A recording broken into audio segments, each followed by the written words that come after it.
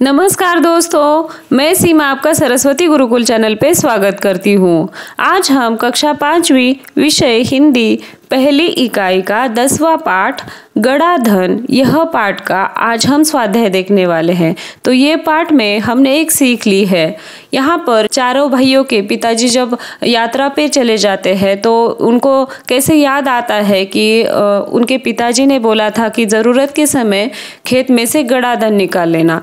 तो चारों भाइयों के मन में बहुत उत्साह जागता है, तो वो क्या करते हैं, पूरा खेत खोद देते हैं।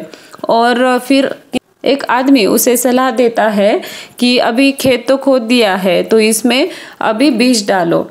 और बीज डालने के बाद जैसे नन्हे नन्हे अंकुर निकल आते हैं तो चारों भाइयों में उत्साह जाग जाता है। तो इस तरह से ये कहानी हमें बताई गई है। तो ये कहानी के नीचे हमें कुछ प्रश्न दिए हैं, शुरू में हम वो देखेंगे और बाद में हमने कुछ प्रश्न बनाए हैं जिससे आपकी अधिक से अधिक प्रैक्टिस हो, तो बाद में वो देखेंगे। तो चलो शुरू करते हैं। सुनो, समझो और उत्तर लिखो। इसमें क प्रश्न दिया है, राम दीन परेशान क्यों था? इसका उत्तर, राम दीन अपने बेटों के अल्हड़पन से परेशान था। ख, तीर्थ यात्रा पर निकलने के समय राम दीन ने बेटों से क्या कहा था? इसका उत्तर, रामदीन ने बेटों से कहा, मैंने खेत में धन गाड़कर छुपा रखा है, जरूरत पड़ने पर उसे निकालकर उपयोग कर लेना।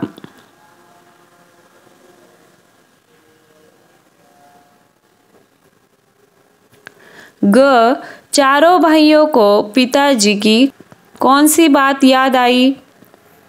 इसका उत्तर, चारों भाइयों को याद आया कि पिताजी ने कहा था, जरूरत के समय खेत में से गड़ा धन निकाल लेना। घ, चारों भाइयों के मन में उत्साह कब जागा?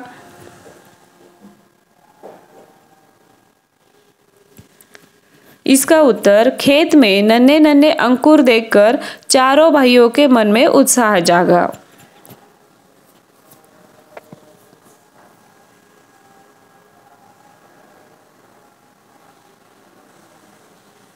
अभी जो प्रश्न हमने आपके लिए बनाए हैं वो देखेंगे। पहला प्रश्न देखते हैं, शब्दार्थ। इसमें जो पाठ में जो भी कठिन शब्द आए हैं उसके अर्थ यहाँ पर दिए हैं। एक, आलसी, आलसी यानी क्या, सुस्त। खुदाई यानी खोदना। 3, हताश यानी दुखी। 4, निराश यानी उदास।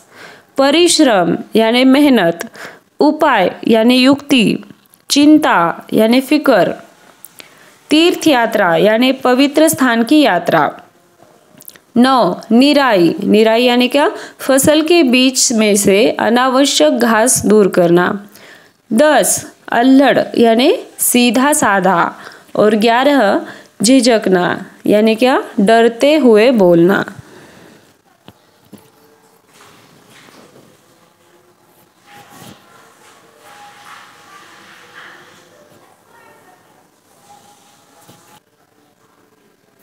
दूसरा प्रश्न देखेंगे, रिक्त स्थानों की पूर्ति करो। 1, जीवन में रिक्त स्थान के बिना कुछ भी संभव नहीं है।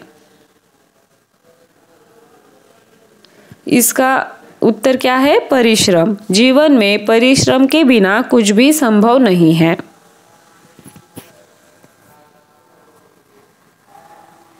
2, उसके चारों बेटे रिक्त स्थान थे। क्या थे? आलसी थे।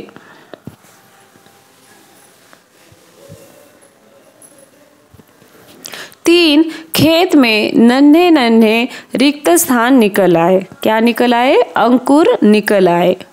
जो बीज उन्होंने बोए थे उसके अंकुर निकल आए थे। 4, रामदीन नामक एक रिक्त स्थान रहता था, किसान रहता था।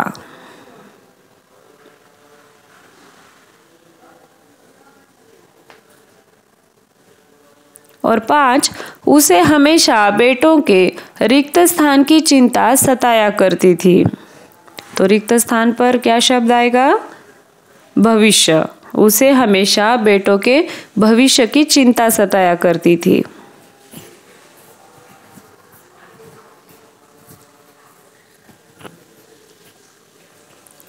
तीसरा प्रश्न, निम्नलिखित प्रश्नों के उत्तर लिखिए। 1. खेती करने के लिए कौन कौन से साधनों की जरूरत होती है?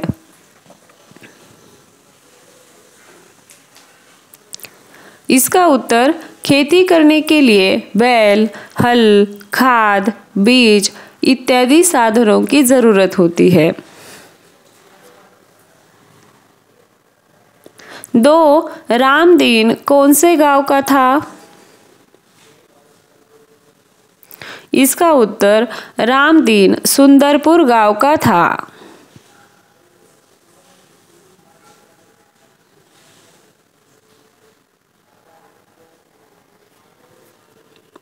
3. रामदीन के कितने बेटे थे? इसका उत्तर, रामदीन के 4 बेटे थे। 4. रामदीन यह किसान के बेटे कैसे थे? इसका उत्तर, रामदीन यह किसान के बेटे आलसी थे।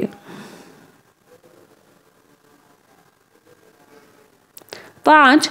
रामदीन और उसकी पत्नी ने कहाँ जाने का फैसला किया? इसका उत्तर, रामदीन और उसकी पत्नी ने तीर्थ यात्रा पर जाने का फैसला किया।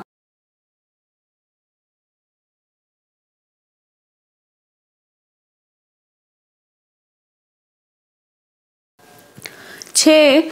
हरिनाथ ने रामदीन के बेटों को क्या सलाह दी? इसका उत्तर, हरिनाथ ने कहा, तुम लोगों ने खेत खोद दिया है, अब उसमें बीज भी बो दो। 7. फसल किसे कहते हैं?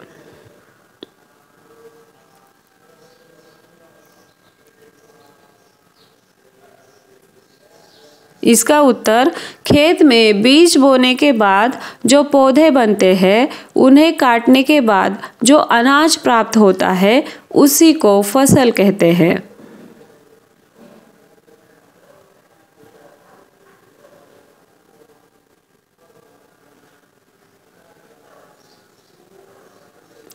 4. किसने किससे कहा? 1. तुम सब थके हुए क्यों हो? यह वाक्य किसने किससे कहा है? हरिनाथ काका ने रामदीन के बेटों से कहा।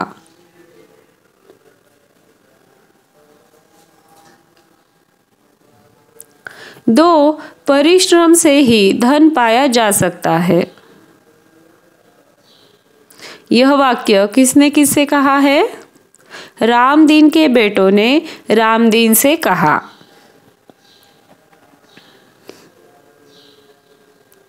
3. हम दूर तीर्थ यात्रा पर जा रहे हैं। यह वाक्य किसने किससे कहा है? रामदीन ने अपने बेटों से कहा।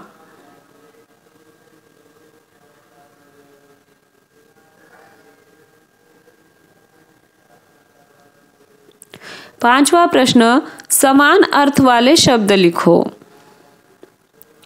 1. परिश्रमी यानी क्या? मेहनती। 2. फसल, फसल यानी क्या? धान। 3. भविष्य, भविष्य यानी आने वाला कल। 4. आरंभ, आरंभ यानी क्या? शुरुआत। 5. बंधन, बंधन यानी क्या? रोक टोक।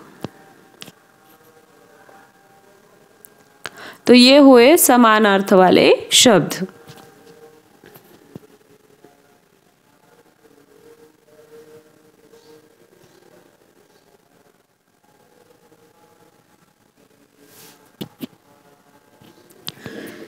प्रश्न 6, विरुद्ध अर्थ वाले शब्द लिखो, या फिर इसे विलोम शब्द लिखो ऐसे भी कहा जाता है। विलोम यानी विरुद्ध। अगर विलोम शब्द लिखो ऐसे अगर आया तो आप कंफ्यूज मत होना, विलोम यानी विरुद्ध। 1. दिन, दिन का विरुद्ध शब्द क्या है? रात। 2. परेशान, परेशान का विरुद्ध शब्द निश्चिंत। खरीदना, इसका विरुद्धार्थी शब्द बेचना। आलसी, इसका विरुद्धार्थी शब्द उत्साही। समाप्त, इसका विरुद्धार्थी शब्द शुरू। अच्छी, इसका विरुद्धार्थी शब्द क्या होगा? बुरी। और सुबह, सुबह इसका विरुद्धार्थी शब्द क्या होगा? शाम। आया समझ में? आई होप आपको सभी प्रश्नों का समाधान मिल गया होगा। ऐसे ही नए नए वीडियो को देखने के लिए चैनल को लाइक करो, शेयर करो, सब्सक्राइब करो और वीडियो की नोटिफिकेशन के लिए बेल आइकॉन प्रेस करो। आपके इस चैनल पे सभी विषयों की वीडियो अपलोड हो चुकी है। हिंदी के भी सभी पाठ की वीडियो अपलोड हो चुकी है, जिसके प्लेलिस्ट की लिंक आपको डिस्क्रिप्शन बॉक्स में दी गई है। अगर आप उस पर क्लिक करोगे तो शुरू से लेकर अंत तक सभी पाठ की वीडियो वहाँ पर आपको मिल जाएगी। धन्यवाद।